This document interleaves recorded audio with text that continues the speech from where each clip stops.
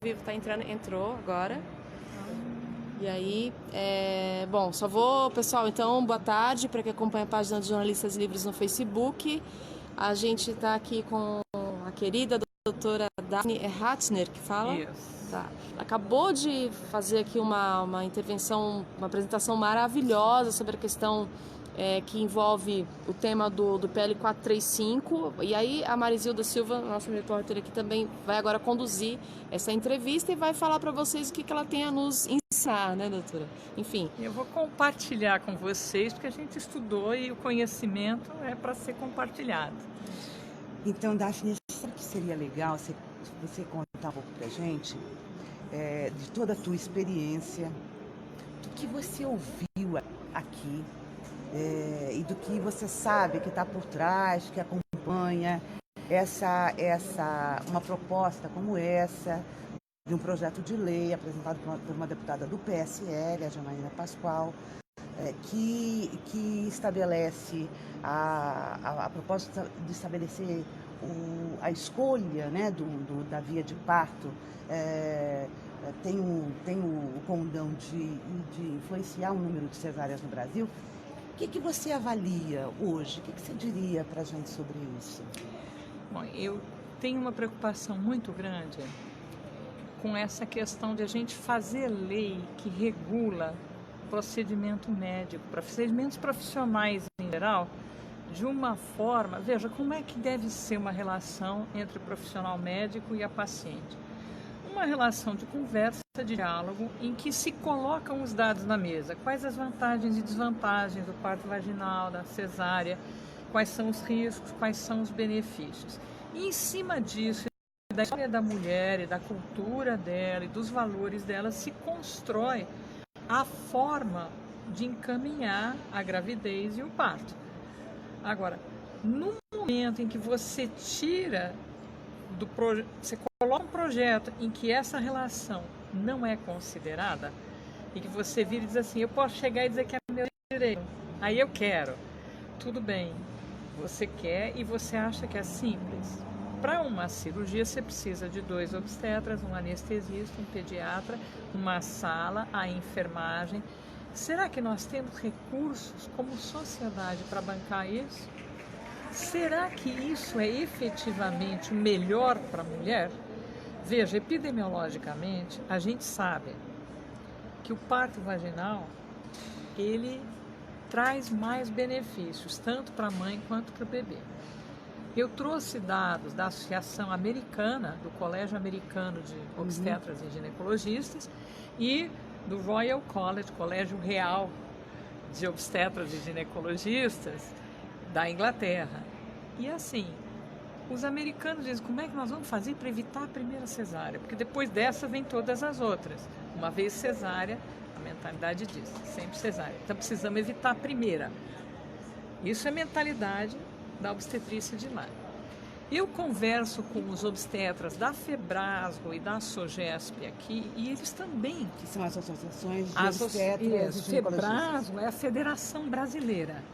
E a Sogesp é da Obstetrícia e Ginecologia de São Paulo.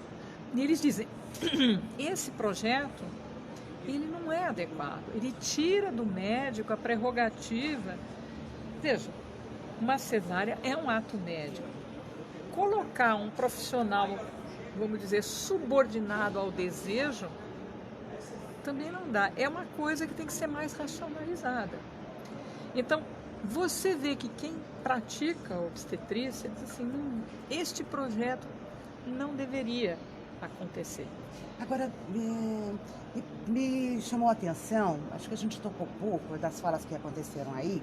Queria que você, que tem assim, um largo conhecimento nessa área e dos programas do Ministério da Saúde e tudo mais. Só um pouco mais alto. Eu queria saber que você falasse um pouco.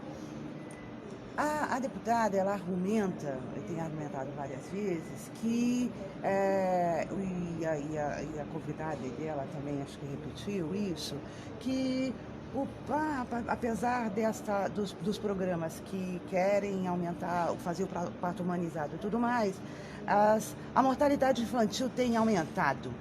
De fato, existem alguns estudos nesse sentido, Eu queria que você localizasse um pouco, porque me parece tão Veja, a mortalidade infantil não vinha aumentando. A mortalidade infantil vinha diminuindo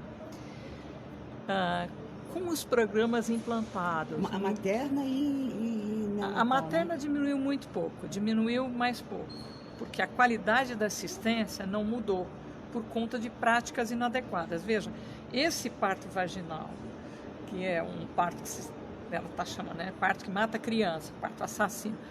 Esse parto é um parto que não respeita as evidências científicas, que usa práticas que já deveriam ter sido abandonadas. A gente ouviu relatos da manobra de Cristeller. Eu tenho uma amiga que trabalha num hospital e ela diz assim: o pessoal faz Cristeller praticamente em todo o mundo e não registra no prontuário. O que é o Cristeller? O Cristeller é aquela manobra que assume que o corpo da mulher é um tubo de pasta de dente. Se eu apertar aqui, sai lá o neném. E isto já tem acontecido, causando fratura de costela, ruptura de bexiga, ruptura de útero, ruptura de baço, ruptura de fígado, morte materna e morte de bebê. E assim, outro dia me mandaram uma notícia lá de Brasília. Essa mulher morreu e o bebê está na UTI. Então assim, o pessoal não tem noção, eles têm essa visão mecânica de parto, esquecem que ali tem um ser humano, tem um ser humaninho querendo nascer. Veja, toda discussão, o que é humanização? É uma contraposição à mecanização do parto. Tá? O que é a mecanização do parto?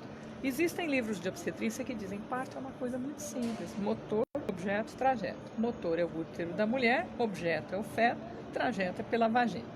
Portanto,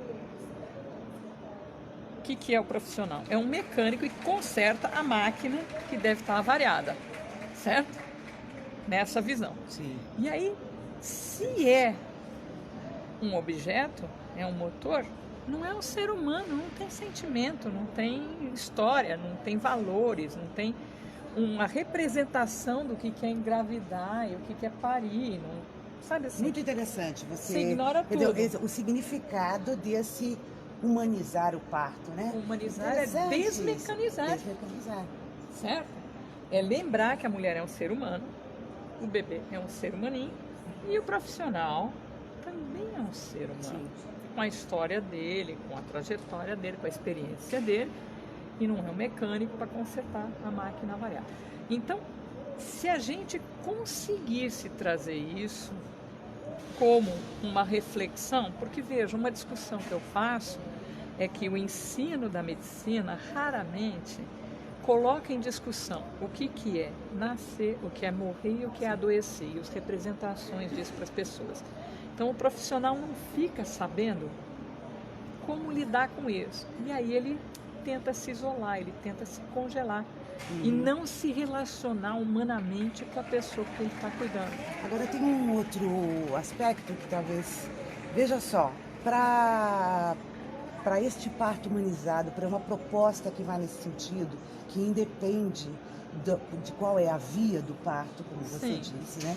Mas essa contraposição à mecanização, é preciso ter recursos humanos, profissionais, e aí a gente esbarra numa questão orçamentária, vamos dizer assim, no Sistema Único de Saúde. O que você acha que tipo de prejuízo mais pode provocar para essa questão tão fundamental do nascimento e do parto, o estabelecido, né, a partir do governo Temer, de diminuição dos recursos do Sistema Único de Saúde, com a EC 95? Então, veja, eu acho que essa EC é bem desastrosa, né? Eu sou professora universitária e sou da área de saúde. Ela atinge a gente nos dois campos, no da educação e no da saúde. Te pega de jeito. Não escapo. E aí o que a gente vê? Efetivamente, para os primeiros sinais é que voltou a aumentar a mortalidade infantil que vinha numa curva descendente.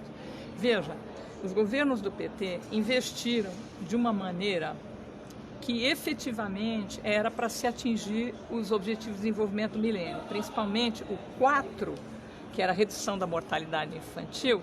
Ele foi atingido em 2012, a meta estipulada para o Brasil. O Brasil recebeu um reconhecimento do Unicef em Nova York. Da mortalidade materna, nós ficamos em que pé? A gente tinha como meta 35 por 100 mil nascidos vivos e a gente estava em 2017, em 2015 em 62. Então, a gente estava bem distante. E o problema é a qualidade da assistência. Agora, tem bebê que morre por má qualidade? Tem.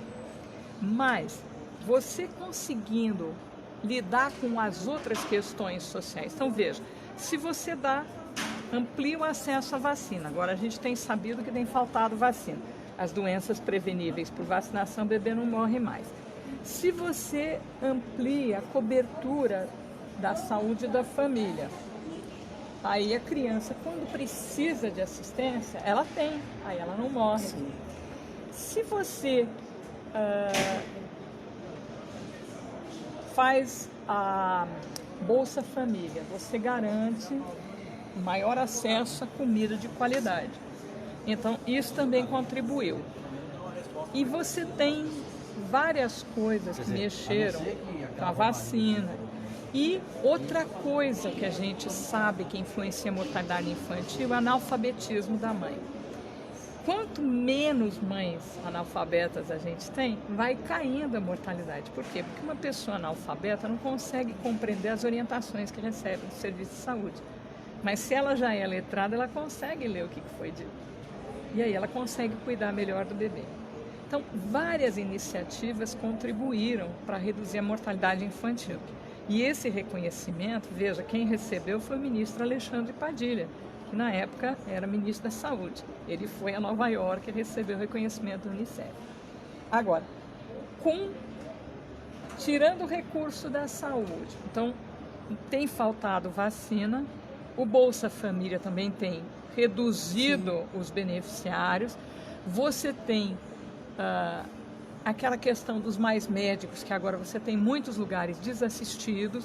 Então tem uma série de coisas que vão contribuir. Eu acho que a situação vai piorar muito. Que tende a piorar, né? Veja, eu estava conversando... Você estimular cesárea numa situação dessa... Veja, e que você nem tem UTI suficiente. Porque veja, bebê de cesárea vai mais para UTI. Será que eu tenho UTI para todos eles? Tem uma experiência muito interessante que aconteceu aqui em São Paulo em 98, no Amparo Maternal. Eles mudaram de modelo de assistência. Em vez de um modelo centrado nos médicos, eles copiaram o modelo bem-sucedido do exterior e colocaram enfermeiras obstétricas, atendendo os partos vaginais e os médicos trabalhando colaborativo e quando precisa colaborativamente, quando precisa de cesárea, o médico entrava, né? Ou casos mais complicados que demandam, né, alto risco. Foi uma coisa interessante. Um dos primeiros sinais do efeito de mudança de modelo, antigamente nunca tinha vaga na UTI, de repente um monte de bercinho disponível. Então, isso são coisas que a gente tem que discutir. Qual é o modelo que a gente quer? Porque, veja, reduzir cesárea para um parto que é violento, este não é a proposta. Tem que ser um parto que seja humanizado, que respeite a mulher, respeite o processo fisiológico, respeite a cultura dela. Parto humanizado, basicamente, a palavra-chave é respeito. Obrigada, Daphne, pela sua contribuição aí nesse debate que é fundamental. Legal, gente.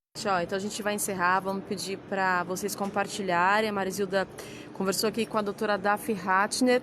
A senhora é da UNB, né? Só para... Professora da Universidade de Brasília, isso. Tá certo. Bom, então é isso, gente. Aí, e presidente da Rede pela Humanização do Parto e Nascimento. Uma organização que vem fazendo a diferença neste país. Tá bom. Obrigada, doutora. Obrigada, Mari.